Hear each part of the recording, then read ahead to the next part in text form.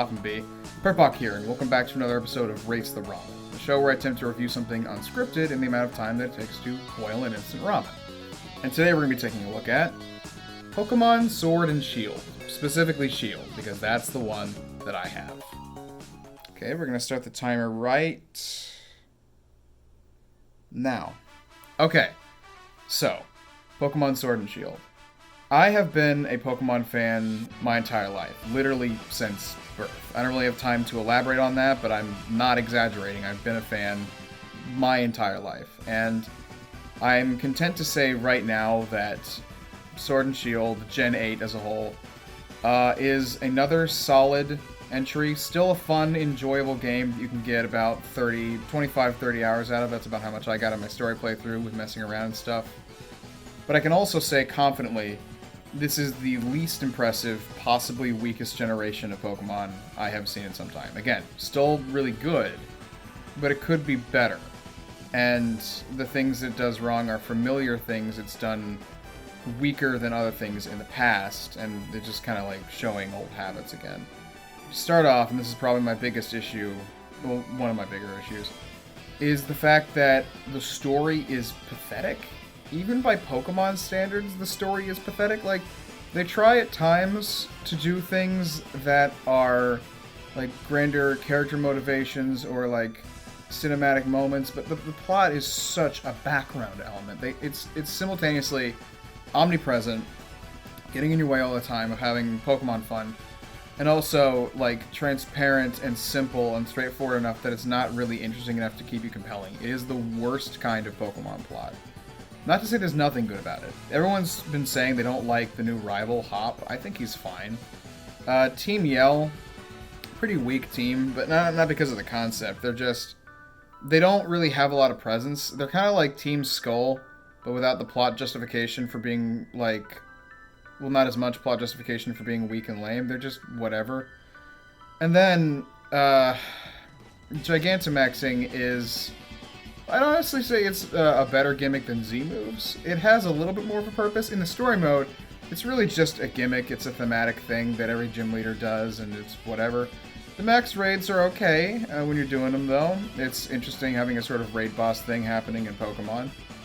And I should emphasize again, core experience of building a fun team, going on a fun adventure, and doing lots of repetitive but fun battles is still there. Pokemon is still a buffet full of above-average food, like high highs, low lows, and it's still quite enjoyable. But the things that it could do better are still obvious, and it would be nice to see them improve those things.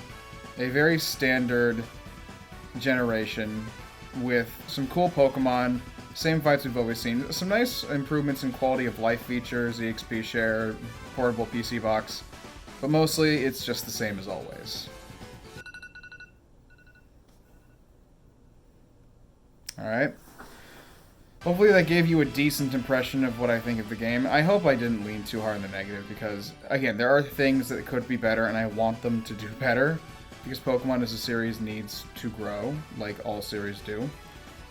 And for all the bad things I've said about it, I'm still going to give it a rather good 8 out of 10.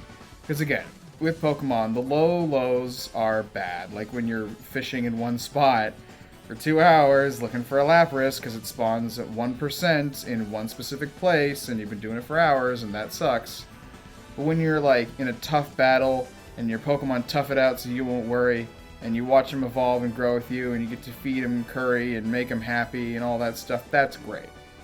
So it all evens out to a still above average experience, fun time. Could be better, but it's still something that I can recommend to people if you haven't played it yet.